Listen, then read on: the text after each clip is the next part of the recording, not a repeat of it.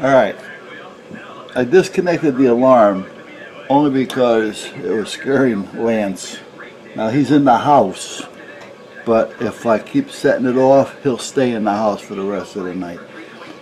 Lance is kind of shell-shocked for some reason. Anything to do with fireworks, thunder, backfire, alarm, siren. I'll tell you what, even me clipping my nails, he has a problem with. I can only think that it was something that he had gone through, you know, before we had gotten him. He was found as an abandoned, you know, puppy. So, you know, he was roaming the streets. So either he had gotten loose from the original owner, or somebody just let him loose, or who knows. But you know, they found him walking the streets. So, you know, I guess when he heard things, he probably just looked for a place to hide. Now he's gotten a lot better, you know. At first, if you went to pet him, you know, when we first got him, he would kind of put his head down. If I was walking around the yard with a rake or something, he would definitely not come near me. You know, so he may have been a runaway from an abusive owner, I don't know. But now, I mean, he's doing fine. I can walk around with a broom, a rake, you know, he could be laying there and I can be raking right next to him, or sweeping next to him, or jump on the tractor and I can drive within inches from him and everything. I mean, you know, he's made 100% turnaround except for certain noises, you know, and you know, I just don't want to, you know, spook him and put him into something that I don't need to do. So I disconnected the alarm and I hooked up this little light right here. Now, I have it hooked up to a power supply, and this little variable here will allow me to adjust it from 1 second to 60 minutes. So I got it set now for probably, I don't know, maybe 3 seconds. I'm going to flip the switch. Switch is on. 1, 2, 3, 4, 5, 6. Well, I guess it's more than 3 or 4 seconds. There you go. Okay, so now I got to find out how long it takes for the alarm to do its chirping. Let me turn the power off. And then give it a little extra. But I want to make sure that it does kick the camera on. You follow me? But when it goes chirp, chirp, chirp, those 3 chirp, chirp, chirps are going to interrupt this enough to where it's not going to turn on the camera. This is going to have to see a constant hot in order to turn the camera on. What I'm going to do though is I'm going to get a 9-volt battery or something and tap the battery to the power. I can't use the power supply, you know, on, off, on, off, on, off, you know, only because it holds voltage for a few seconds. I guess I can, you know, touch, touch, touch, touch, you know, and do it manually, leaving the power supply on. But I got to make sure that it doesn't turn on. So that's basically where we're going here. So the main trigger wire here is going to be actually right there, just like that. So if I turn the power supply on, I don't know if it's going to work or not. I should be able to go 1, 2, 3, chirp, chirp, chirp, and nothing should happen.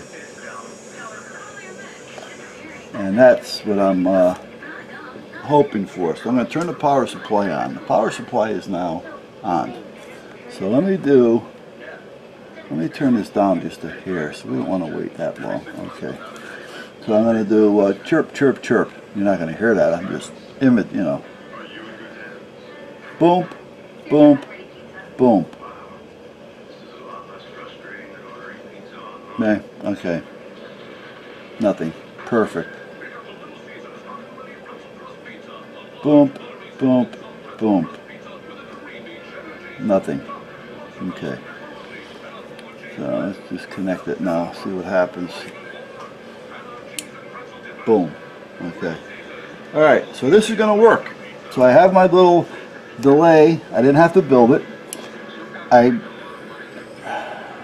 I'm wasting a board, You know, I mean, but in the long run, I guess it's a lot easier than me hunting down parts and soldering something together and trying to make it work. You know, and I can always buy more of these. The only thing is, I think this cost me like 12, 15 bucks. I don't remember. I could have made one for $2, but it probably would have taken me an hour. And what's my time worth, you know? Now, even though I'm not really doing anything, I still think my time is worth something. So I guess that's about it. So for all intended purposes, this is going to work. So let me disconnect the power supply here, so we don't have any power to worry about. Put that up there. Put this down here. And I can get rid of this alarm. And we can get rid of this light. However, these wires have to maintain and stay. Yeah. So all I have to do now is take the brown wire that's coming from the siren and tap into it. Tap into the brown wire, connect it to what they're calling a common, which is right here. And then run everything off the ground. And then run this off to, you know, the battery side.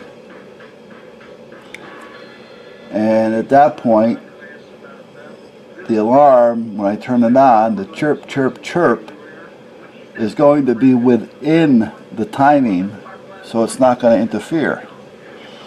But once the alarm goes off, that brown wire is going to be constant hot. And then at that point, a few seconds after, this will kick on, kicking the camera into play. Now that's a one, I think they said that was a 1.5 amp lead.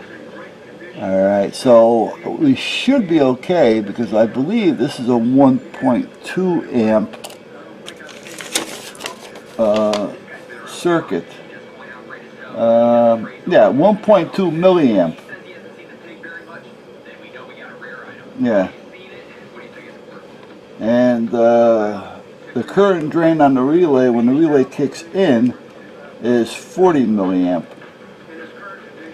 But that's because the relay is kicking in and allowing power to work, so it'll take up to the 40, so that'll be fine. So I have everything I need here. Ta-da! So that takes care of that. And that takes care of that. I'll put this little light back because I don't need this. I wish that amp or that wire had a little bit more amperage on it. Now I guess I can just, another thing I can do, because I wanted to add a few more things that's going to need a constant hot or a constant ground once the alarm goes off. And that there wire, we know for sure that's what it is. So I guess I can hook up a relay so that when that wire triggers the relay, I can run a bigger wire and get more amperage, if you know what I mean. Let's see if I have a relay around here so I can show you. Probably not. Oh yeah, I do. Hold on. For instance, let me go into my little box of goodies here. If I was to hook up that wire, which is a 1 amp wire, to this orange wire, then I can put power on the power side, and I can also put power on the other side. But this is a switch. So once this orange wire sees power, it'll switch that relay, in this case closing it, and that way it more or less connects those two wires. So the relay can carry a heavier wire. I don't need a lot of amperage to trigger the relay. In this case, this is a 30 to 40 amp relay. So 30 to 40 amps can go through these two wires. It doesn't tell me though what the trigger is on it, but I can test that. So we're pretty well set here, guys.